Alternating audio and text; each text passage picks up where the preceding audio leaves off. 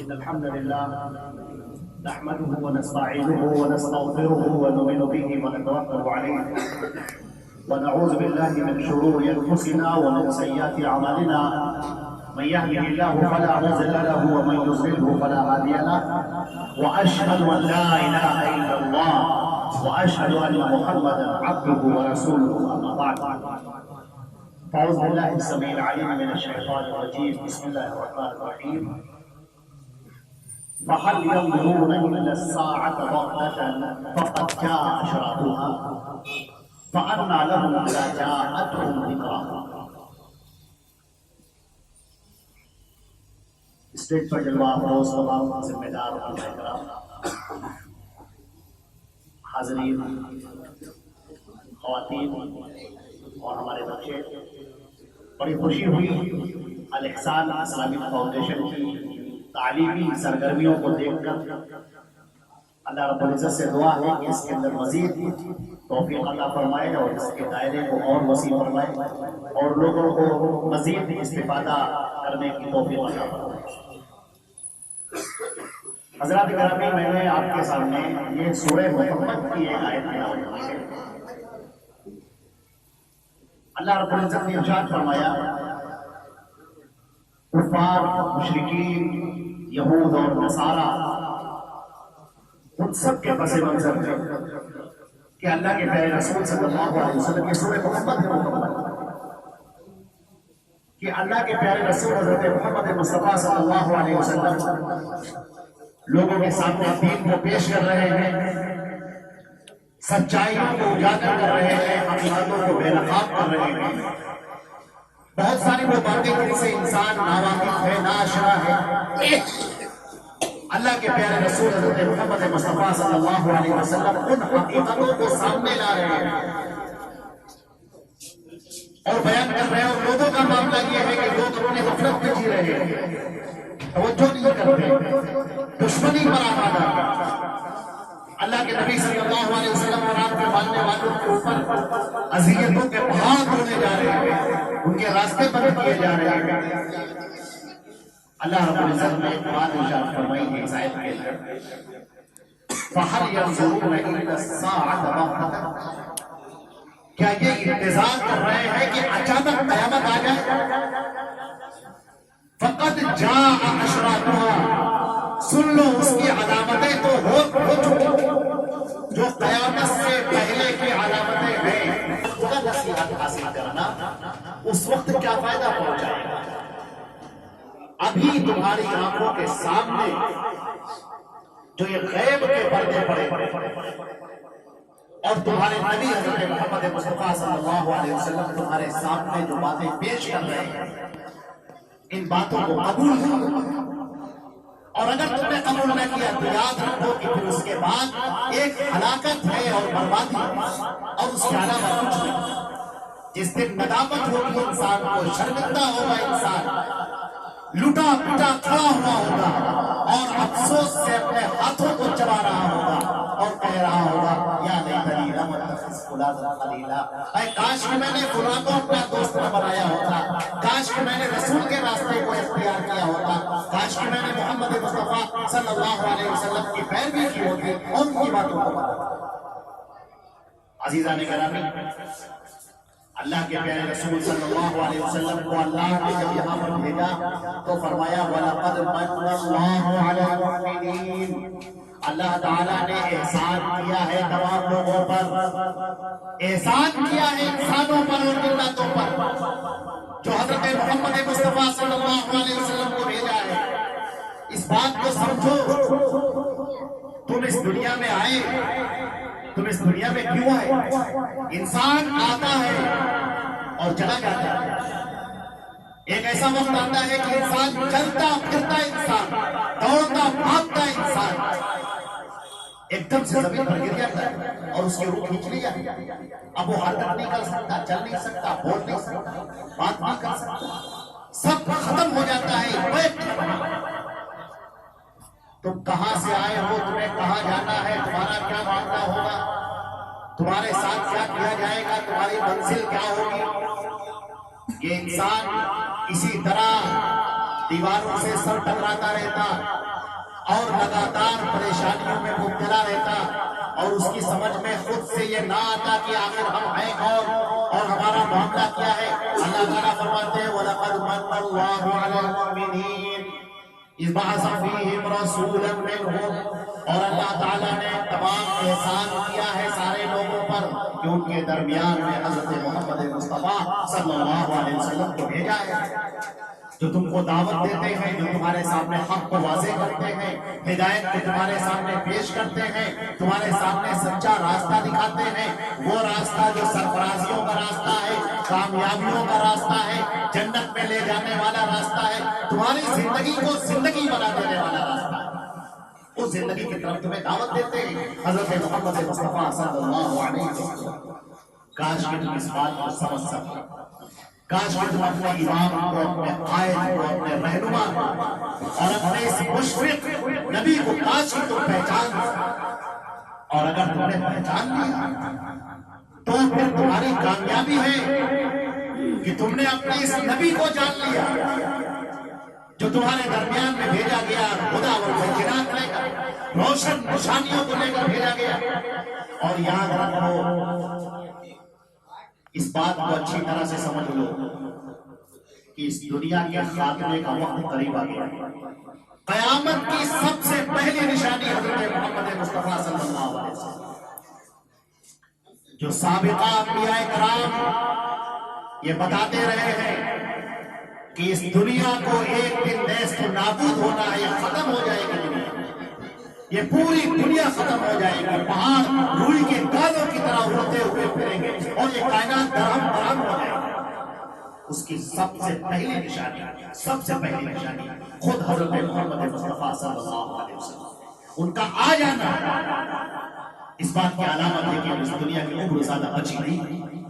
بخاری شریف کے اندر اللہ کے پیارے رسول صلی اللہ علیہ وسلم نے فرمایا بعثت انا والساعة كهاتين، میں آیا ہوں، مجھے مبعوث کیا گیا، نبی بنایا گیا، جبکہ قیامت ان دو انگلیوں کے درمیان اس طرح سے جیسے یہ سبابہ اور وسطیٰ آپس میں ملی ہوئی ہے، بالکل کوئی فاصلہ نہیں ہے بیچ میں، اسی طریقے سے میرے اور قیامت کے بیچ میں اب کوئی فاصلہ نہیں، اب بس آنے والے۔ نبی کریم صلی اللہ علیہ وسلم نے اس امت کو خبردار فرمایا اور یہ بتایا کہ اب وہ دن جس دن اللہ رب العزت حکم دیں گے اسرافیل کو اور سور پھونکا جائے گا اور اس کی آواز اس قدر تیز ہوتی چلی جائے گی کہ پوری کائنات درہم برہم ہو جائے گی اور کوئی باقی نہ بچے گا۔ اس دن سے پہلے کچھ علامتیں ہیں جنہیں فتن کے نام سے تعبیر کیا جاتا ہے۔ اللہ کے نبی صلی اللہ علیہ وسلم نے ان کو فتنہ کہا اور یہ کہا ہے کہ ان فتنوں کی برسات سے پہلے اپنے آپ کے دین کی، ایمان کی حفاظت کرو، اس دین کو پکڑ لو جو دین حضرت محمد مصطفیٰ صلی اللہ علیہ وسلم دی ہوئی۔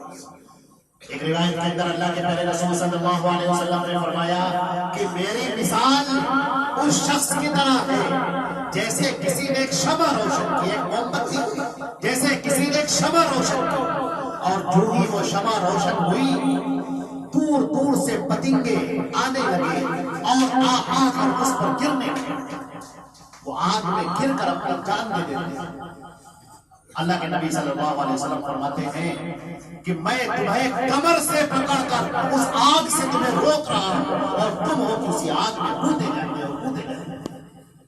اللہ کے نبی صلی اللہ علیہ وسلم ایک ایک کو روک رہے، ایک ایک کے سامنے پیش کر، وہ ابو جہل اور ابو لہب عتبہ اور شیبہ جن کے سامنے اللہ کے نبی صلی اللہ علیہ وسلم بیان کر رہے ہیں کہ بات کو سمجھو، اتیتکم بالصدق، میں تمہارے لیے اعلان لے کر آیا ہوں کہ اگر تم نے میری بات نہ مانی تو ہلاک ہو جاؤ۔ میں تمہیں تمہارے فائدے کی بات کر رہا ہوں، اے انسان اپنے آپ کو پہچان اور جان کہ تیرے آگے ہونا کیا ہے۔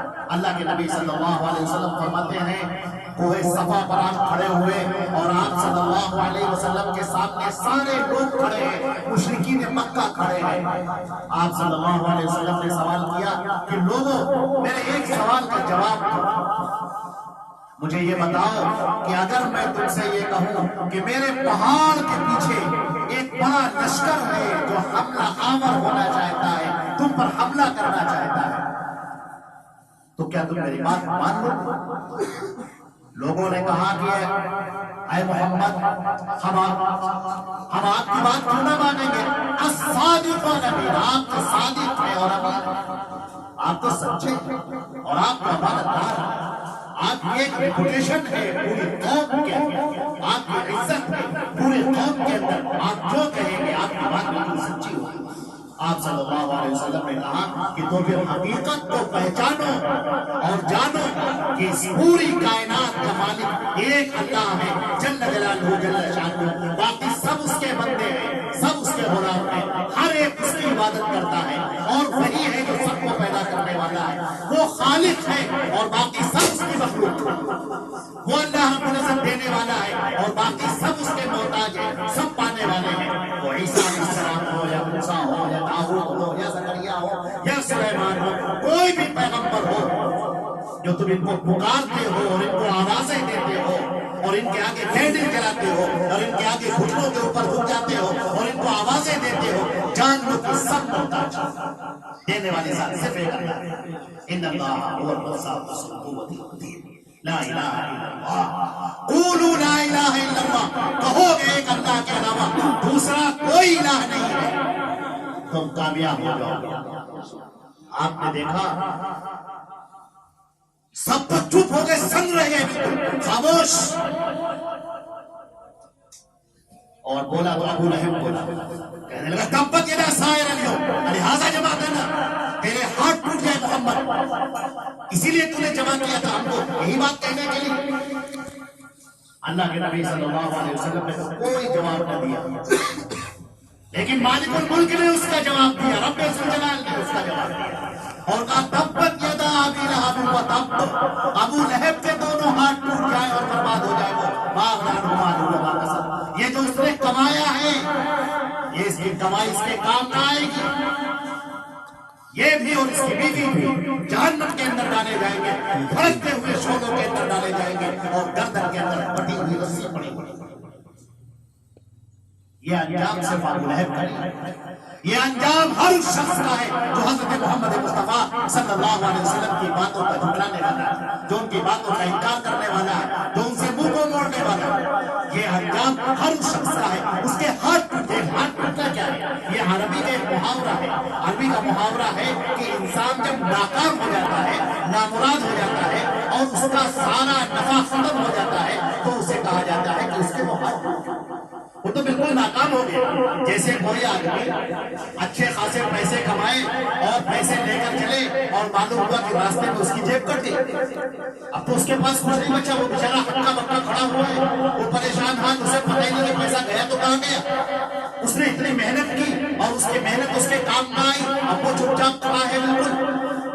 اللہ تبارک تعالیٰ فرماتے ہیں کہ اسی طرح سے انسان اس روز کھڑا ہوگا، کلہم آتیہ یوم القیامۃ فردا، ہر آدمی تنہا اللہ کے سامنے حاضر ہوگا اور اپنا حساب کتاب دے رہا ہوگا، ہر آدمی۔ یہاں پر ایک لفظ کو دیکھیے جو فرمایا گیا، تنہا آدمی کھڑا ہوگا اور اپنا حساب دے رہا ہوگا۔ اب آدمی نہیں کہہ سکتا کہ ہم کیا کریں، ماحول ہمارے مطابق نہیں تھا، لوگ ہمارے مطابق نہیں تھے، ہمارے یہاں فلاں نے تو ایسے کہا تھا اور فلاں نے تو یوں سمجھایا تھا اور فلاں نے تو ایسے سمجھایا تھا۔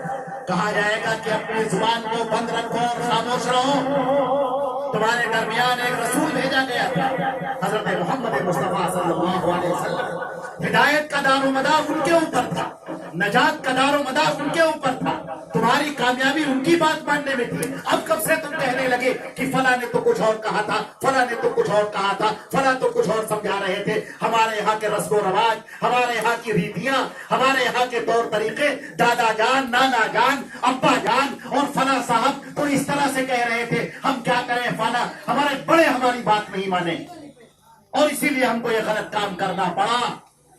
آپ یہ کہہ کر نکل نہیں سکتے۔ قرآن پاک نے بھی اس کو کہا ہے کہ کل قیامت کے دن جب سزائیں سنائی جا رہی ہوں گی، اس وقت کچھ لوگ آئیں گے اور کہیں گے پروردگار عالم ربنا انا اطعنا سادتنا وكبراءنا فاضلونا السبيل ربنا آتهم ضعفين من العذاب ولعنهم لعنا كبيرا. اے ہمارے پاک پروردگار، ہم نے بات مانی اپنے بڑوں کی، اپنے پرکھوں کی، اور فاضلونا السبیل، تو ہم کو تو ان لوگوں نے گمراہ کر دیا. پروردگار ان لوگوں نے ہم کو گمراہ کر دیا. اے ہمارے پروردگار، ان کو دوہرا عذاب عطا فرما، دگنا عذاب عطا فرما، اور ان کے اوپر بہت بڑی لعنت داخل فرما. سورہ اعراف میں اس کا جواب دیا گیا ہے لِكُلٍّ ضَعْفٌ، خاموش رہو، ہر ایک کو دگنا عذاب ملے گا. اب یہاں یہ باتیں کہنے کا وقت نہیں ہے کہ تمہیں فلاں نے گمراہ کر دیا، فلاں نے گمراہ کر دیا. کیوں تمہیں گمراہ کر دیا فلاں نے؟ تمہارے درمیان رسول بھیجا گیا اور رسول کی تعلیمات کو قیامت تک کے لیے محفوظ کر دیا گیا. اب کیسے کہتے ہو کہ ہمیں گمراہ کر دیا گیا؟ اس راستے کو چھوڑ کر تم نے کوئی اور راستہ اختیار کیا. تم نے مغربی تہذیب اور تمدن کو اختیار کیا. اسلام کی تہذیب تمہیں پسند نہ آئی، اسلام کا طور طریقہ تمہیں پسند نہ آیا، تم نے تو کوئی اور طریقہ اختیار کیا. بیٹھنے میں، اٹھنے میں، لباس میں، کھانے میں، پینے میں، چلنے میں، سیاست میں، معاشرت میں، معاملات میں، آداب میں، تمام زندگی کے ہر شعبے میں تم نے تو اسلام کی بات ہی نہیں مانی. تم نے تو محمد رسول اللہ صلی اللہ علیہ وسلم کی بات تسلیم ہی نہیں کی، بات ہی نہیں مانی. اب پھر یہ کیا کہنا کہ ہم تو گمراہ ہو گئے، ہمیں فلاں نے گمراہ کر دیا. تمہیں گمراہ کرنے والا تمہارا اپنا نفس ہے، تمہارا گمراہ کرنے والا تمہارا اپنا دل ہے. تم قرآن پاک نے بھی اس کو بیان کیا. افرأیت من اتخذ الہہ ہوا، کیا تم نے دیکھا نہیں اس شخص کو جس نے اپنے دل کو اپنا معبود بنا رکھا ہے، اپنا معبود بنا رکھا ہے. جو اس کا دل کہتا ہے بس وہی کرتا ہے. اپنی آنکھوں کو بند کر کے اس گمراہی کے پیچھے پیچھے وہ چلا جا رہا ہے. حضرات گرامی، اللہ کے نبی صلی اللہ علیہ وسلم نے حق کی باتیں لوگوں کے سامنے پیش فرمائی، اور جب یہ حق کی آواز بلند فرمائی تو آپ صلی اللہ علیہ وسلم نے لوگوں کو اپنے ساتھ لیا جو آپ کے اوپر ایمان لانے والے. آپ ذرا ملاحظہ کریں، آپ ذرا غور فرما کر دیکھیں کہ ایسا نہیں تھا کہ اللہ کے نبی صلی اللہ علیہ وسلم نے اعلان نبوت فرمایا اور اس کے بعد کسی نے اسلام قبول کیا اور اسلام قبول کرنے کے بعد چپ چاپ اپنے گھر کے اندر بیٹھ گیا. وہاں تو آگ لگ جاتی تھی، وہاں تو زندگیاں تبدیل ہو جاتی تھی، وہاں تو انسان بدل جاتا تھا، پورا کا پورا انسان، گویا وہ رہا ہی نہیں جو پہلے کبھی تھا، گویا کہ وہ انسان تھا ہی نہیں جو پہلے کبھی تھا. اللہ کے نبی صلی اللہ علیہ وسلم نے جو دعوت پیش فرمائی، صحابہ کرام اس کو لے کر آگے بڑھے، اور اس دعوت کو پھیلانے میں جتنا کردار مردوں کا ہے اتنا ہی خواتین کا بھی ہے. بلا شبہ اس میں کوئی شک نہیں کہ عورت اور مرد یہ دونوں مل کر ایک سماج کو بناتے ہیں اور ایک سوسائٹی کی تعمیر کرتے ہیں. یہاں پر کسی ایک کا حصہ نہیں ہے، بلکہ یہ حصہ برابر تقسیم کیا گیا ہے، مردوں کا بھی اور عورتوں کا بھی ہے. جو ذمہ داری مردوں کی ہے اسی طرح سے ذمہ داری عورتوں کی بھی ہے. دائرہ کار میں فرق ہے، میدان عمل میں فرق ہے، جگہ کا فرق ہے، طریقوں کا فرق ہے، لیکن دعوت کی ذمہ داری عورتوں پر بھی ہے اور مردوں پر بھی. آپ دیکھیں آج حضرت عمر بن الخطاب امیر المؤمنین اسلام کے اندر داخل ہوئے ہیں. اس کے پیچھے کس کی محنت ہے؟ اس کے پیچھے کس کی آواز ہے؟ اس کے پیچھے کس کی دعوت ہے؟ اور کس کا وہ بہتا ہوا خون ہے جس کو دیکھ کر تڑپ گئے تھے امیر المؤمنین سیدنا عمر فاروق رضی اللہ عنہ. وہ وقت کہ کفار مکہ آپس میں بیٹھے ہیں اور کہہ رہے ہیں یہ کیا ہو گیا، ہم تو تنگ آ گئے اس ابو طالب کے بھتیجے سے، بے انتہا تنگ آ گئے ہیں. ہمارے اندر اختلاف پیدا کر دیا ہے، اپنی باتیں نئی باتیں لے کر آیا ہے. یہ ہمارے معبود ہبل لات عزا، اب ہم ان کی پوجا چھوڑ دیں اور ایک اللہ کی عبادت کریں. کیسی عجیب و غریب باتیں ہیں جو یہ کر رہا ہے. ان هذا لشیء عجاب انمشوا واصبروا علی آلہتکم، اٹھو کھڑے ہو جاؤ، تیار ہو جاؤ اور اپنے معبودوں کی حفاظت کے لیے آگے آ جاؤ. ضرور یہ کوئی سوچی سمجھی سازش ہے. حضرت عمر بن الخطاب رضی اللہ تعالی عنہ انہوں نے اپنی تلوار میان سے نکالی اور لہرائی لوگوں کے سامنے اور کہا بس آج کے بعد سے مسئلہ باقی نہ رہے گا، ابھی میں جاتا ہوں اور اسی تلوار سے سر قلم کر کے لے کر آتا ہوں. حضرت عمر بن الخطاب رضی اللہ تعالیٰ عنہ غصے میں بھرے ہوئے، جذبات میں بھرے ہوئے، بے انتہا غصے میں، آتش غضب میں بھڑکتے ہوئے آگے بڑھتے ہیں۔ حضرت نعیم ان کو راستے میں ملتے ہیں، کہتے ہیں کہ ابن الخطاب این تقصد، کہاں خطاب کے بیٹے کہاں جا رہے ہو تم؟ کہا بس میں جا رہا ہوں اس آدمی کے پاس میں جس نے سارا فتنہ برپا کر رکھا ہے، پورا اتھل پتھل مچا رکھی ہے مکے کے اندر، ابھی میں جاتا ہوں اس کا سر قلم کر کے لاتا ہوں۔ وہ اسلام لا چکے تھے۔ انہوں نے کہا عمر اگر تمہیں صحیح قلم کرنا ہے تو اپنی بہن اور بہنوئی کا جا کر قلم کرو، وہ بھی اسلام میں داخل ہو چکے ہیں۔ کہا کیا بکتے ہو، ایسا کیسے ممکن ہے؟ کہا ہاں تمہاری اپنی سگی بہن اور تمہارے بہنوئی سعید وہ دونوں اسلام میں داخل ہو چکے ہیں، فاطمہ اور سعید دونوں کے دونوں۔ بس ایک دم سے ان کا غصہ اور بڑھا، اور اب بجائے نبی کریم صلی اللہ علیہ وسلم کے گھر کی طرف جانے کے اب وہ سیدھے پہنچتے ہیں اپنے بہن اور بہنوئی کے گھر۔ اور اس وقت قرآن پاک کی تلاوت ہو رہی تھی، سورہ طٰہٰ نازل ہوئی تھی اور سورہ طٰہٰ پڑھی جا رہی تھی، اور نسخے میں لکھی ہوئی تھی جو کھجور کی چھالوں پر لکھی جاتی ہے، وہ لکھی ہوئی موجود تھی۔ حضرت خباب اسے پڑھا رہے تھے، سعید بھی موجود۔ حضرت عمر رضی اللہ تعالی عنہ دروازے پر انہوں نے دستک دی، کہا کون؟ کہا خطاب کا بیٹا عمر۔ ان کی آواز کو پہچان کر، اس آواز کے اندر جو غصہ تھا، جوش غضب، وہ سمجھ گئے گھر کے اندر کے لوگ، اور کہا یہ تو بہت ہی غصے میں آئے۔ ان کا غصہ مشہور ہے حضرت عمر فاروق رضی اللہ تعالیٰ عنہ کا۔ حضرت فاطمہ نے کہا جو ان کی بہن ہے، انہوں نے کہا دروازہ کھولا جائے، دیکھتے ہیں۔ انہوں نے دروازہ جیسے ہی کھولا، حضرت عمر فاروق رضی اللہ تعالیٰ عنہ نے کوئی سوال نہ کیا، ایک تماچا انہیں مارا بہت تیز، جس سے وہ گر پڑی، اور کہا یہ کیا پڑھ رہے تھے؟ کہا میں نے اللہ کا کلام پڑھا ہے۔ کہا اس کا مطلب مسلمان ہو گئی، اسلام میں داخل ہو گئی؟ کہا کہا سبب دین گمراہ ہو گئی، تم ہمارے دین کو چھوڑ دیا۔ یہ بات کہہ کر ان کو مارنا شروع کیا، نعال سے، جوتوں سے اپنے، یہاں تک کہ ان کا سر پھٹ گیا۔ اب ان کو بچانے کے لیے ان کے بھائی، ان کے جو شوہر تھے سعید، ان کے بہنوئی، وہ دوڑے آئے، اور جیسے ان کو بچانا شروع کیا ان کو بھی مارنا شروع کیا، اور کہا کہ آج کا تمہیں ختم کر کے۔ یہ بہتا ہوا خون، حضرت فاطمہ کے چہرے کے اوپر جو خون بہ رہا ہے، اور ادھر سعید جو گرے پڑے ہوئے ہیں حضرت عمر فاروق رضی اللہ عنہ کے مار سے، ان کے لاش، پھوسے، مکے، تماچوں سے۔ حضرت فاطمہ کہتے ہیں عمر اگر تم مجھے مار بھی ڈالو، میری موت بھی آ جائے، تب بھی میں اس دین اسلام کو چھوڑ نہیں سکتی۔ مجھے حق مل گیا ہے، اللہ کی معرفت مل گئی ہے، میں اسے نہیں چھوڑ سکتی۔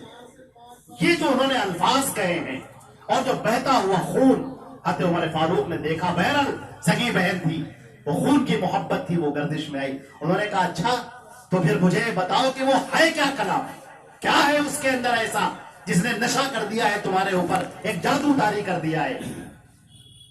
کہا وہ تو اللہ کا کلام ہے۔ کہا دیکھیں سورہ طٰہٰ کے وہ الفاظ عمر فاروق کے جو سامنے پیش کیے گئے، جو اس میں لکھے ہوئے تھے کھجور کی چھال پر، طٰہٰ مَا أَنزَلْنَا عَلَيْكَ الْقُرْآنَ تَشْقَىٰ إِلَّا تَذْكِرَةً لِّمَن يَخْشَىٰ تَنزِيلًا مِّمَّنْ خَلَقَ الْأَرْضَ وَالسَّمَاوَاتِ الْعُلَىٰ۔ یہ طٰہٰ ہم نے قرآن پاک کو اس لیے نہیں نازل کیا ہے کہ تم پریشانی میں پڑ جاؤ، یہ قرآن پاک نازل ہو رہا ہے اس ذات کی جانب سے جس نے آسمان اور زمین کو پیدا کیا ہے۔ یہ سورہ طٰہٰ کا وہ پڑھنا کہ حضرت عمر فاروق رضی اللہ تعالیٰ عنہ کے دل پر الفاظ پڑھتے چلے گئے، اللہ کا وہ کلام دل پر اثر ہوتا ہوا چلا گیا، اور انہوں نے کہا اچھا تو یہ محمد کہاں ملے گی؟ حضرت فاطمہ نے پوچھا کیوں؟ کہا کہ میں بھی اسلام قبول کرنا چاہتا ہوں۔ یہ بات سن کر وہ جو خباب تھے اندر، وہ باہر نکل آئے، انہوں نے اللہ اکبر کا نعرہ لگایا اور کہا میں نے اپنے کانوں سے سنا تھا کل اللہ کے پیارے رسول حضرت محمد مصطفیٰ صلی اللہ علیہ وسلم کہہ رہے تھے کہ اے اللہ تو عمرو ابن ہشام، ابو جہل، عمرو ابن ہشام یا عمر ابن الخطاب، ان دونوں میں سے کسی ایک کو یا اللہ ہدایت عطا فرما دے، ان دونوں میں سے جو احب الیک، جو بھی آپ کو زیادہ محبوب ہو، اسے اسلام کی تقویت عطا فرما، اسلام کو طاقت پہنچا۔ مجھے پتا چل گیا کہ وہ دعا تمہارے حق میں قبول ہوئی۔ چنانچہ وہ ان کا ہاتھ پکڑ کر لے کر چلے اور کہا وہ یہاں نہیں ملیں گے، وہ ملیں گے دوسرے مقام پر۔ جناب نبی کریم صلی اللہ علیہ وسلم کو وہاں پر لے کر گئے جہاں پر حضرت حمزہ اور دیگر لوگ بیٹھے ہوئے تھے.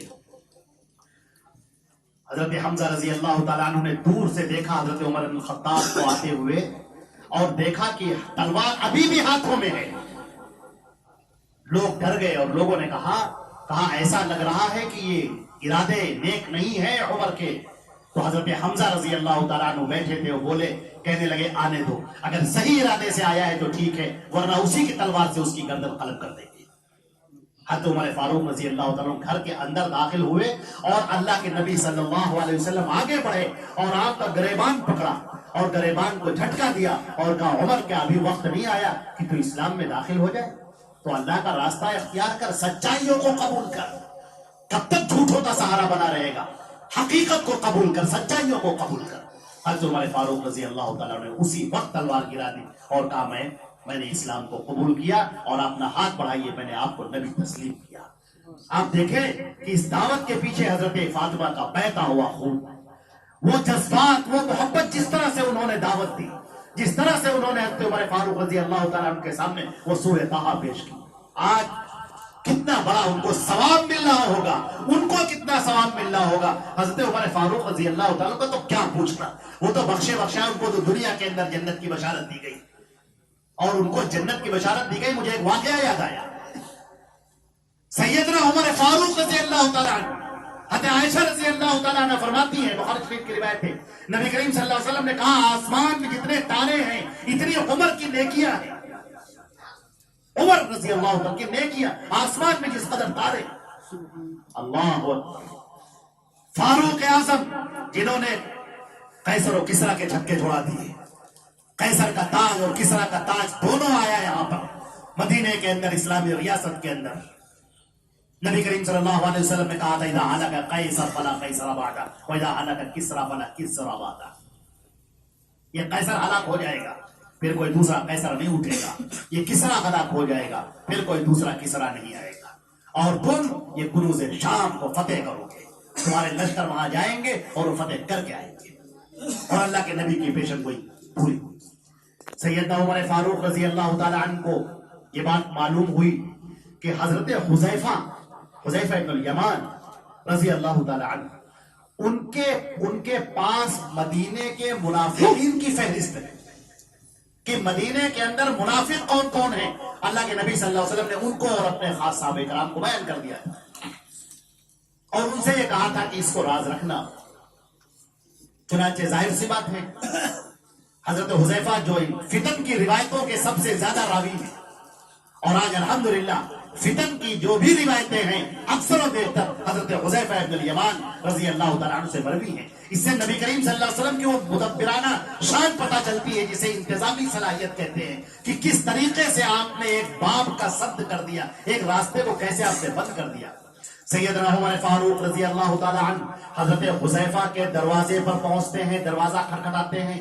سیدنا حذیفہ باہر نکلتے ہیں اور دنگ رہ جاتے ہیں, امیر المومنین آپ خیریت, امیر المومنین کیسے تشریف لائے, مجھے آواز دی ہوتی, یہ رات کا سناٹا کیا آفت آ پڑی. انہوں نے کہا کوئی پریشانی کی بات نہیں ہے, بس ایک چیز نے مجھے بے چین کر دیا. کہا امیر المومنین بتائیں. کہا حذیفہ یہ بتاؤ, اللہ کے رسول صلی اللہ علیہ وسلم نے تمہیں مدینے کے منافقین کے نام بتائے تھے؟ انہوں نے کہا ہاں اللہ کے رسول یہ بتائے تھے. کہا مجھے جلدی سے ان کے منافقین کے نام بتا.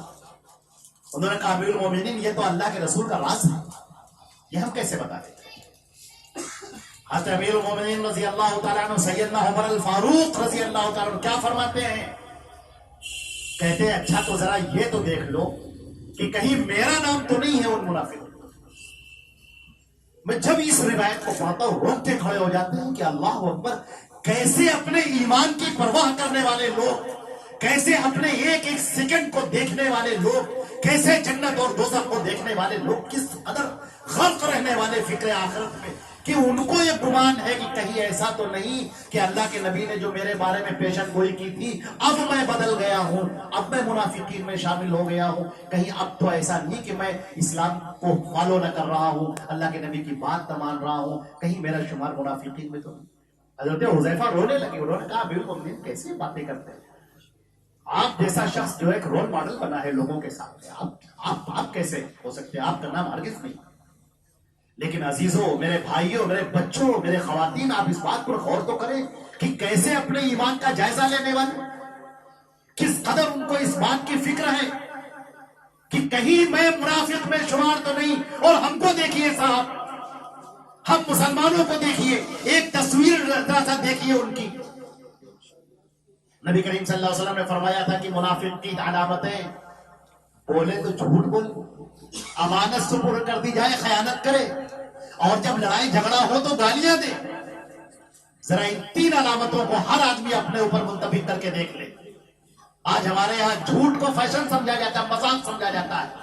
جھوٹ بول دیا، ہنس پڑے، کیا کہنے، کہاں لگا رہے ہیں، پوری محفل تالیاں بجا رہی، واہ واہ کیا کہنے۔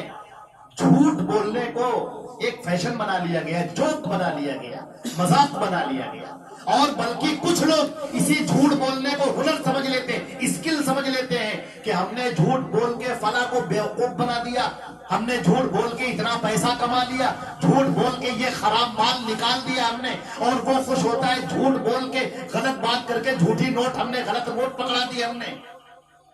وہ دھوکہ دے کر خوش ہے، یہ دھوکہ کھا کر خوش ہے۔ یہ بھی کسی کی تلاش میں ہے کہ دھوکہ دے، وہ بھی کسی اور کو ڈھونڈ رہا ہے کہ اس کو دھوکہ دے اور جھوٹ بولے اور جھوٹ سے اپنا کاروبار چمکائے۔ اور گالیاں، ایک زمانے میں گالیاں وہ دیتے تھے جو لوگ غصے میں آتے تھے، دشمنی ہوتی تھی، ایک دوسرے کا گریبان پکڑتے تھے، ایک دوسرے پر تلواریں چلاتے تھے، نیزے چلاتے تھے، گالیاں دیتے تھے، برا بھلا کہتے تھے۔ آج تو لوگ مذاق میں گالیاں دیتے، دوست کو گالی دے رہا ہے، ساتھیوں میں گالیاں دی جا رہی ہیں، اور اس کو دوستی کی علامت جانا جا رہا ہے کہ دوستی بڑی پکی ہونے کی علامت ہے، ہم جیسے چاہے بلائیں ہمارا دوست ہے۔ اللہ کے نبی نے اس کو منافق کی علامت قرار دیا ہے۔ مہر لگا لو اپنے سینے کے اوپر کہ تم منافق ہو، تم بات کر رہے ہو، گالیاں دے رہے ہو، لڑائی کر رہا ہے آدمی، گالیاں دے رہا ہے، لڑائی جھگڑا تو چھوڑیے، یہاں مذاق میں، دوستی میں، بیٹھے بٹھائے باتیں کرتے کرتے، ایسی ہی نارمل باتیں کرتے کرتے آدمی گالیاں دے رہا ہے، امانت میں خیانت کی جا رہی۔ عزیزان گرامی، آج ہمیں یہ دیکھنا ہوگا کہ اللہ کے نبی صلی اللہ علیہ وسلم نے ہمارے سامنے جو اسلام پیش کیا تھا، جو ہدایت پیش کی تھی، ہم اس سے کتنا دور ہیں۔ اور یہ دیکھیے کہ موت بالکل پیچھے ہمارے آتے چلی جا رہی ہے، ہر آنے والا دن ہمیں اپنی قبر سے قریب کر دیتا ہے۔ ایک وقت وہ آ جائے گا جب ہم اس دنیا کو چھوڑ رہے ہوں گے، جہاں کبھی پلٹ کر واپس نہیں آنا ہے، اور اس دنیا میں داخل ہو رہے ہوں گے جہاں پر ہمیشہ ہمیش کے لیے رہنا ہے۔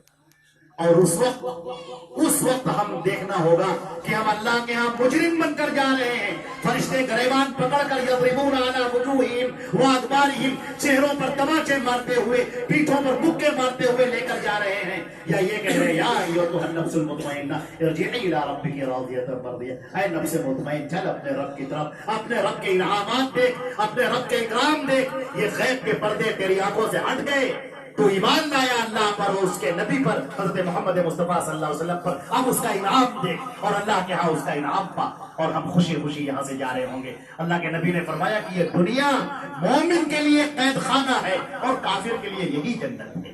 ایک مومن کو کبھی موت سے ڈر نہیں لگتا، موت تو اس کا تحفہ ہے، موت تو مومن کا تحفہ ہے، وہ اللہ سے ملنے کی تمنا کرتا ہے، اسے کبھی موت کا خوف نہیں ہوتا۔ کسی مسلمان کو کوئی موت کا خوف نہیں دلا سکتا۔ موت تو ہمارے لیے ایک دوسری زندگی میں داخل ہونے کا ذریعہ ہے۔ ہمیں اچھی طرح سے معلوم ہے کہ ہم ایمان پر اس دنیا سے رخصت ہوں گے، اللہ ہم سب کا خاتمہ ایمان پر فرمائے، ایمان پر اس دنیا سے ہم رخصت ہوں گے، اور اللہ کی نعمتیں ہمارا انتظار کر رہی ہیں، کیونکہ اللہ کا کلام سچا اور اللہ کے نبی سچے صلی اللہ علیہ وسلم۔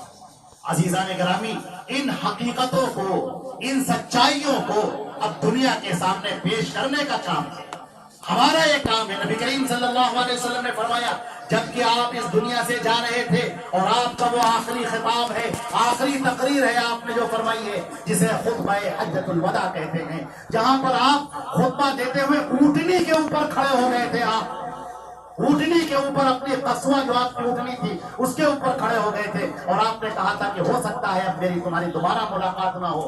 اس کے اندر آپ صلی اللہ علیہ وسلم نے جو طویل باتیں ارشاد فرمائی ان میں سے ایک بات بہت اہم بات ہے، وہ یہ کہ آپ صلی اللہ علیہ وسلم نے فرمایا بلغوا عنی ولو آیہ.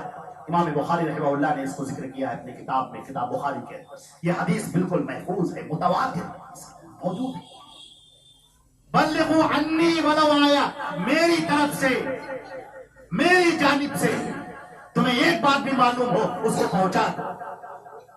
آج یہاں تو لوگوں نے باتیں پہنچائی، مگر کس کی باتیں پہنچائی؟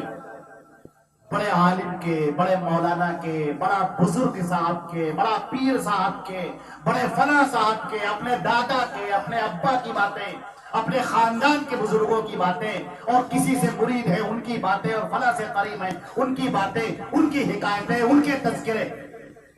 اللہ کے نبی صلی اللہ علیہ وسلم کی جو آخری وصیت، جہاں پر آپ کھڑے ہوئے خطبہ، آخری خطبہ جس میں آپ نے پوری امت محمدیہ سے خطاب کیا ہے، جس میں مرد بھی شامل ہیں اور عورتیں بھی شامل ہیں، اور آپ نے فرمایا بلغوا عنی ولو آیا، میری طرف سے، اس قید کو آپ یاد رکھیں، میری جانب سے تمہیں ایک بات بھی اگر معلوم ہو، اور یہ بھی ہم بتا دیں کہ صحیح بات معلوم ہو، کیونکہ لوگوں نے حضور صلی اللہ علیہ وسلم کے نام پر بھی بہت کرے ہیں. یہودیوں کو تو بہت دشمنی رہی آپ سے، عیسائیوں کو تو بہت دشمنی رہی آپ سے، انہوں نے آپ کے نام پر جھوٹی باتیں کری اور پھیلا دی، اور بڑے خوش ہوئے اور کہنے لگے امیر مومنین کے سامنے، عبد الملک ابن مروان کے سامنے کہا تھا کہ ایک پکڑا گیا تھا جو جھوٹی حدیثیں کرتا تھا، نوح ابن مریم جھوٹی حدیثیں کہا کرتا تھا. اس کو پکڑا گیا تو اس نے کہا ٹھیک ہے میں نے جھوٹی حدیثیں پھیلائی ہیں، ٹھیک ہے، لیکن کرو گے کیا تم؟ 4000 میں نے جھوٹی حدیثیں پھیلائی ہیں لوگوں کے درمیان، کیا کرو گے تم؟ میں تو مر کے چلا جاؤں گا. عبد الملک بن مروان نے کہا تھا کہ ہمارے پاس شہاب زہری جیسے لوگ ہیں جو تمہاری جھوٹی حدیثوں کو چھلنی میں چھان لیتے ہیں.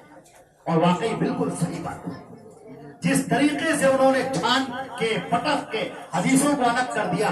ایک جھوٹ کو ایک سچ سے پہچاننے کے جو طریقے ہو سکتے ہیں، آپ اگر کھڑے ہو جائیں کہ مجھے جھوٹ کو سچ کو الگ کرنا ہے، جو طریقے آپ اپنا سکتے ہیں اس سے کہیں زیادہ بالا تر طریقے محدثین نے اپنائے. اللہ نے ان کے اوپر اپنی رحمتیں کھول دی، دروازے کھول دیے، حافظہ عطا کر دیا، اور اتنا اطمینان اور سکون انہیں عطا فرما دیا. نبی کی دعائیں ان کے ساتھ میں ہوئی کہ آج ہر گلی ہوئی حدیث ایک طرف، موضوع حدیث، منکر حدیث، شاذ حدیث، صحیح حدیث، اصح حدیث، متواتر حدیث، حسن حدیث، سب کیٹیگرائز کر کے الگ.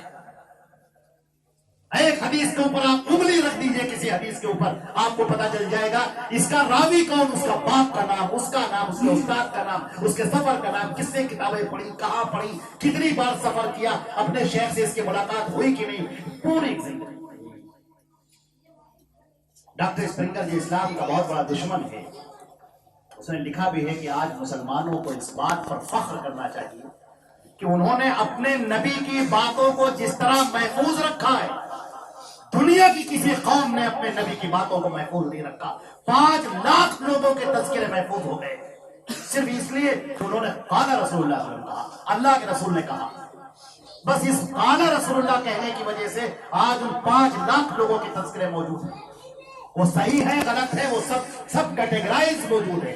یہ حدیث صحیح ہے، یہ حدیث صحیح نہیں ہے، اس میں فلاں راوی ہے تو جھوٹ بولتا ہے، یہ راوی ہے جس کے جھوٹ 4 بار پکڑے گئے ہیں، یہ وہ آدمی ہے جو بڑا نیک ہے، بڑا متقی پرہیزگار ہے، لیکن اس کا حافظہ نہیں صحیح ہے. وہ ایک حدیث کو دوسری حدیث میں ملا دیتا ہے، ادھر کی بات اس میں ملا دیتا ہے، اس کو یاد ہی نہیں رہتی کہ کون سی بات اللہ کے رسول کی ہے اور کون سی بات صحابی رسول کی ہے، وہ دونوں باتوں کو ملا دیتا ہے.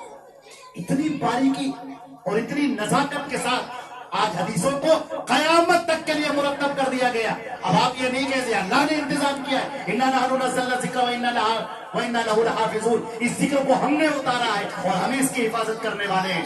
اللہ نے یہ انتظام کر دیا. قرآن پاک بھی محفوظ ہے، حدیثیں بھی محفوظ ہیں، نبی کی سیرت بھی محفوظ ہے. اور آج ضرورت ہے تو ان لوگوں کی جو ان کو عام کرنے والے ہوں، جو ان کو پھیلانے والے ہوں۔ دیکھیے انسان مر جاتا ہے، اذا مات ابن آدم انقطع عملہ، جب ابن آدم مر گیا اس کا نامہ اعمال بند، ختم، الا من ثلاث، تین چیزوں کو چھوڑ کر۔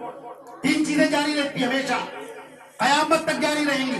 آدمی مر کے چلا گیا لیکن ثواب کاؤنٹ ہوتا رہے گا، ملتا رہے گا، ثواب ملتا رہے گا، قیامت تک اس کو ثواب جاری رہے گا۔ اس کا ثواب اسے اس کے نامہ اعمال میں روزانہ لکھا جاتا رہے گا۔ وہ کون سے نامہ اعمال، کون سی ہیں؟ ان میں سے ایک تو ہے مصحف قرآن پاک۔ اس قرآن پاک کو جس نے اپنے سینے میں اتارا، جس نے پڑھا، جس نے سیکھا، جس نے سکھایا، قرآن پاک کے تعلق سے جو بھی اس کی کوشش ہے، مصحفا یعرضہ۔ اور دوسرا ہے نیک اور صالح اولاد جو مرنے کے بعد اس کے لیے مغفرت کی دعا کرتی رہے۔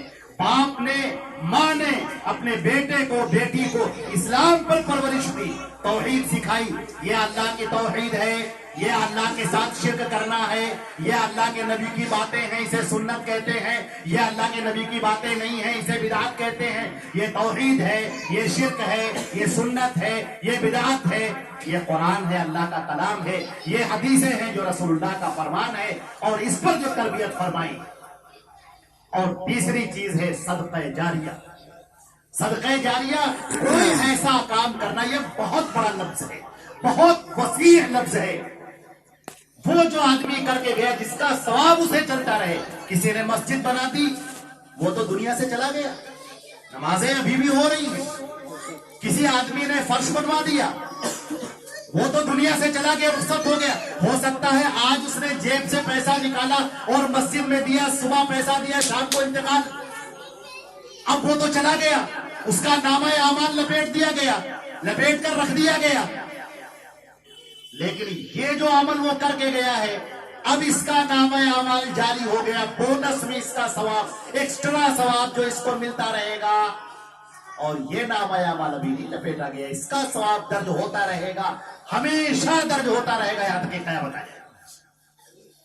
یہ مسجد کے تعلق سے، تعلیم کے تعلق سے، کوئی بچہ غریب تھا، آپ نے اس کی تعلیم کروا دی، آپ نے اسے قرآن پڑھوا دیا، آپ نے فیس ادا کر دی، اس کی حدیثیں آپ نے پڑھوا دی، کسی کو عالم بنا دیا، کوئی مرکز کھولا، جیسے یہاں پر مرکز ہے احسان للتعلیمی، یہ جو مرکز کھولا گیا قرآن پاک کی تعلیم کے لیے، تفسیر کے لیے، حدیث کے لیے، فقہ کے لیے، اصول حدیث کے لیے، یہ جو ایک پورا سلسلہ جاری ہوا، داعیات پیدا ہو رہی ہیں، مبلغات پیدا ہو رہی ہیں، قرآن اور حدیث کی خدمت کرنے والی، دین اسلام کو سمجھنے والی اور پھر ان کو دوسروں تک پہنچانے والی، یہ ساری چیزیں صدقہ جاریہ میں ہیں۔ اور یاد رکھنا، ایک بات یاد رکھیے، بہت اہم بات، غزوہ تبوک کے موقع پر نبی کریم صلی اللہ علیہ وسلم نے جب لوگوں سے ایک آواز لگائی کہ لوگوں جس کے پاس جو ہے وہ سب لے کر چلے آؤ، لوگ سب لے کر چلے آئے۔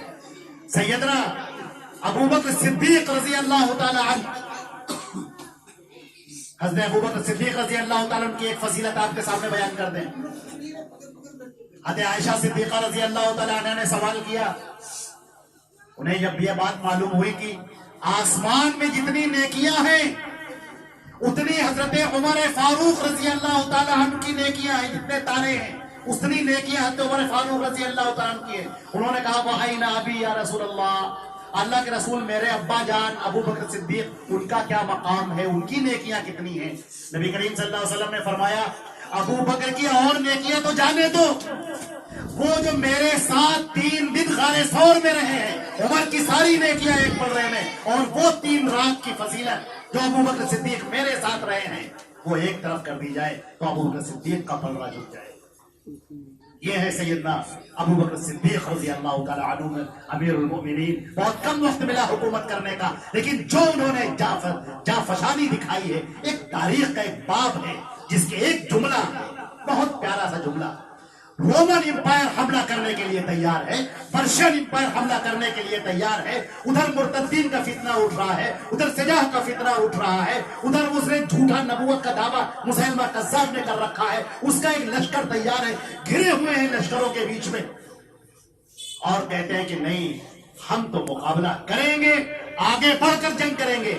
سارے لوگ یہ سمجھاتے ہیں ان سے کہ حکمت سے کام لیجئے، ذرا حکمت اختیار کیجئے، اتنے دشمنوں سے ہم کیسے مقابلہ کر پائیں گے۔ حضرت ابوبکر صدیق رضی اللہ تعالیٰ عنہ نے تاریخ ساز جملہ کہا ہے جو ہر مسلمان کے سینے پر نقش ہو جانا چاہیے، ہر مسلمان کے سینے پر نقش ہونا چاہیے، ہر صاحب ایمان کے، بوڑھا بچہ جوان عورت ہر ایک کے سینے پر۔ انہوں نے کہا اَيُنْقَصُ الدِّينُ وَأَنَا حَيٌّ، میرے آنکھوں کے سامنے دین اسلام کو کاٹا جا رہا ہو اور میں زندہ رہوں، ہو نہیں سکتا۔ موت تو آنی ہے، ایک نہ ایک دن تو آئے گی، یا اللہ کی راہ میں میری موت آئے، اللہ کے دین کو بچاتے ہوئے میری موت آئے، اسلام کی سرفرازی کے لیے، اسلام کی سربلندی کے لیے میری موت آئے، مجھے یہ موت گوارا ہے۔ میں ایک حدیث سناتا ہوں آپ کو، نبی کریم صلی اللہ علیہ وسلم نے فرمایا، اللہ کے نبی صلی اللہ علیہ وسلم فرماتے ہیں کہ وہ بندے مومن جو اللہ کی راہ میں مار دیا گیا ہو، قتل کر دیا گیا اللہ کے نام پر، اللہ کے لیے، دین اسلام کے لیے، دین اسلام کی حفاظت میں، سنت نبوی سیدنا محمد رسول اللہ صلی اللہ علیہ وسلم کی حفاظت میں، اس مسلمان کو شہید کر دیا گیا۔ جب وہ عالم برزخ میں ابھی جنت کی بات نہیں ہو رہی ہے، جنت کی ہم بات نہیں کر رہے ہیں، عالم برزخ کی بات کر رہے ہیں۔ قرآن پاک میں فرمایا گیا وَبَيْنَهُمْ بَرْزَخٌ إِلَىٰ يَوْمِ يُبْعَثُونَ، قیامت تک کے لیے ان کے درمیان میں برزخ بنا دی گئی ہے، اب اس دنیا میں نہیں آ سکتے، ابھی جنت کی بات نہیں ہو رہی ہے، برزخ کی بات ہو رہی ہے۔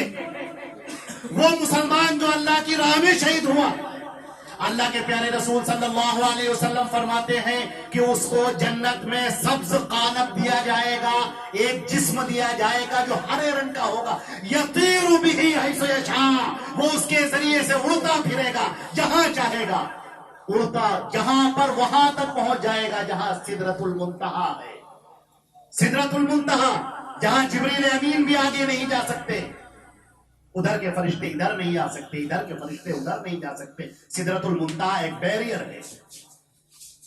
اللہ کے پیارے نبی صلی اللہ علیہ وسلم فرماتے ہیں یہ شہید جو اللہ کی راہ میں شہید ہوا ہے وہ اڑے گا، سدرۃ المنتہا سے آگے جا پہنچے گا جہاں اللہ کا عرش ہے، اللہ کے عرش کے گرد طواف کرے گا، اللہ رب العزت اس سے براہ راست بات کریں گے، بیچ میں کوئی ترجمان نہیں ہوگا، براہ راست اے میرے بندے تجھے میری راہ میں شہید کیا گیا ہے، بتاؤ تمہیں کوئی تکلیف تو نہیں ہے اس عالم برزخ میں؟ وہ کہے گا پروردگار جو ہم نے سوچا بھی نہیں تھا اس سے زیادہ ہمیں ملا ہے، اے میرے رب تو نے تو انعام اکرام کی بارش کر دی۔ کہا نہیں، ابھی بتاؤ کوئی تمہاری خواہش ایسی ہے جو پوری نہ ہوئی ہو؟ وہ رب کریم ہے، ذوالجلال والاکرام، کہ کوئی تمہاری خواہش باقی تو نہیں ہے؟ وہ کہے گا پروردگار عالم کوئی خواہش میری باقی نہیں ہے۔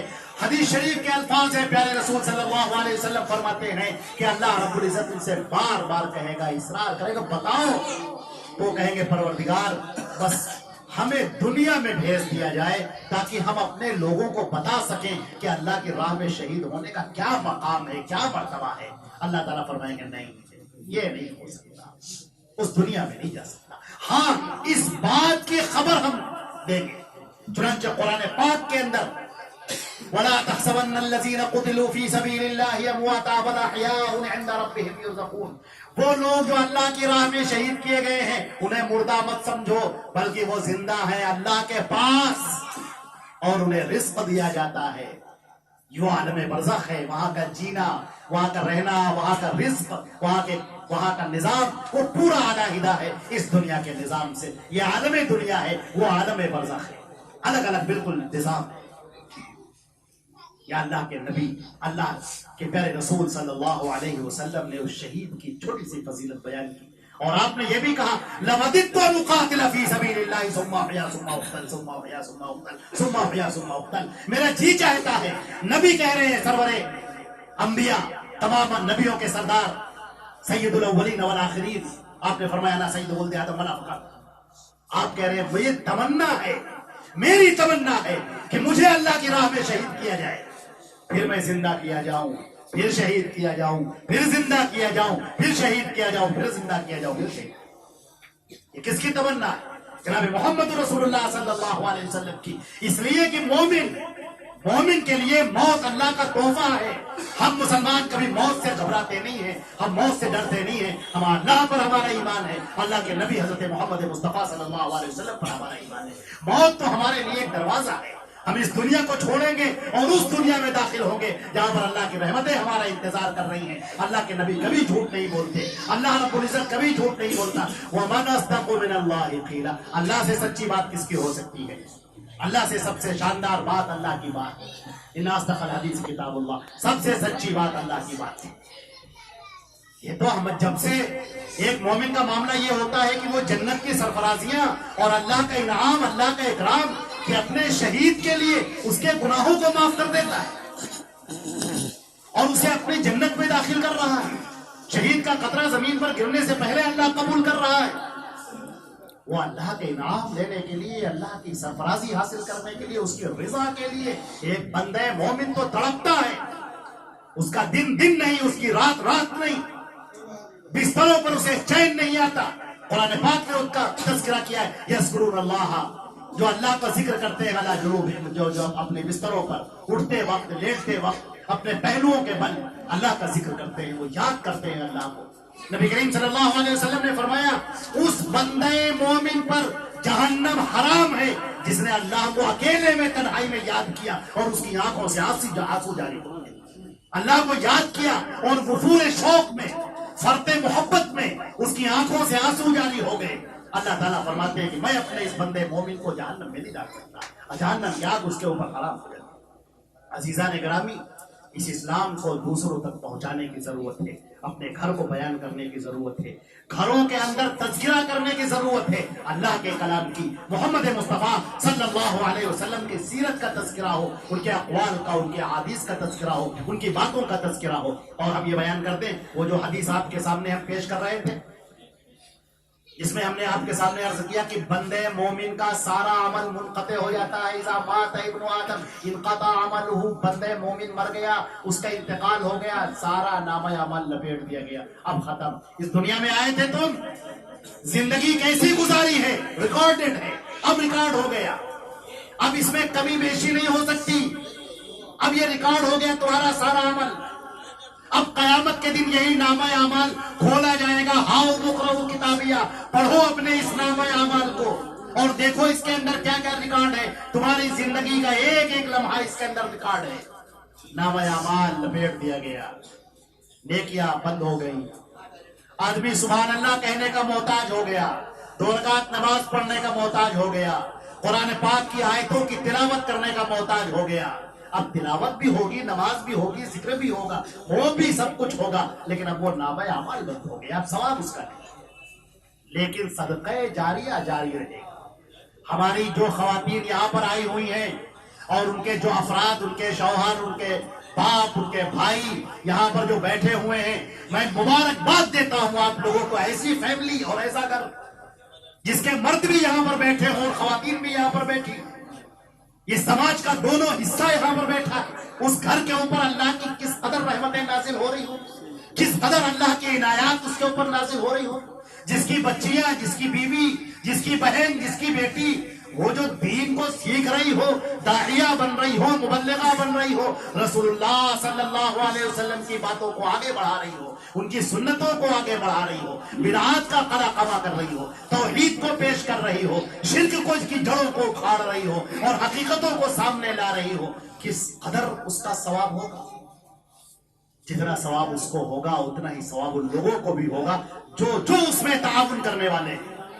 چاہے وہ اپنا وقت دے کر تعاون کرنے والے ہوں, پیسہ دے کر تعاون کرنے والے ہوں, ان کا سپورٹ کر کے تعاون کرنے والے ہوں, اچھے جملوں سے ان کی مدد کرنے والے ہوں, ان کی ہمت افزائی کرنے والے ہوں, تشجیعی کلمات کہنے والے ہوں اور یہ کہنے والے ہوں کہ ہم تمہارے ساتھ ہیں, تم اچھی طریقے سے اس دعوت کو پیش کرو, تم اپنی زندگی کو وقف کر دو دین کے لیے, ہم اس کی ذمہ داری لیتے ہیں, کفالت لیتے ہیں. کس قدر خوش نصیب ہے. ایسے گھروں کے اوپر اللہ کی رحمتیں ٹوٹ کر برستی ہیں. یہ وہ لوگ ہیں جو لوگ کامیاب ہوئے, جو اس دنیا کے اندر آئے اور ان کا جینا وصول ہو گیا, ان کی جب موت آئے گی مسکراتے ہوئے ان کی موت ہوگی، خوشی کے ساتھ ان کی موت ہوگی، اور فرشتے کہیں گے یا یہ تو النفس المطمئنہ ارجعی الی ربک راضیۃ مرضیہ، چل اپنے رب کی طرف اور انعامات کو حاصل کر۔ اب موت بھی آ جائے گی تو نامہ اعمال جاری رہے گا، وہ نیک اعمال جاری رہے گے۔ اللہ رب العزت ہم کو اور آپ کو ان لوگوں میں سے بنائے جو صدقہ جاریہ کرنے والے ہوں، اور صدقہ جاریہ میں سب سے آگے بڑھ کر یہ علم ہے جس کا سیکھنا، جس کا سکھانا، جو نبی کریم صلی اللہ علیہ وسلم نے فرمایا ہے طلب العلم فریضۃ علی کل مسلم، کہ علم کا حاصل کرنا ہر مومن پر فرض ہے، ہر بندہ مومن پر، جو مومن ہو یا مومنہ ہو، مسلم ہو یا مسلمہ ہو، ہر ایک کے اوپر یہ چیز لازم کر دی گئی ہے۔ اب وہ کس قدر اچھے لوگ ہوں گے فتنوں کے اس دور میں۔ نبی کریم صلی اللہ علیہ وسلم نے فرمایا تھا کہ قریب ہے کہ وہ زمانہ آ جائے کہ جب ایمان بچانا اس قدر مشکل ہوگا کہ قابض جمر فی یدہ، جیسے ہاتھوں میں انگارہ رکھنا اس قدر مشکل ہوگا ایمان کا بچانا۔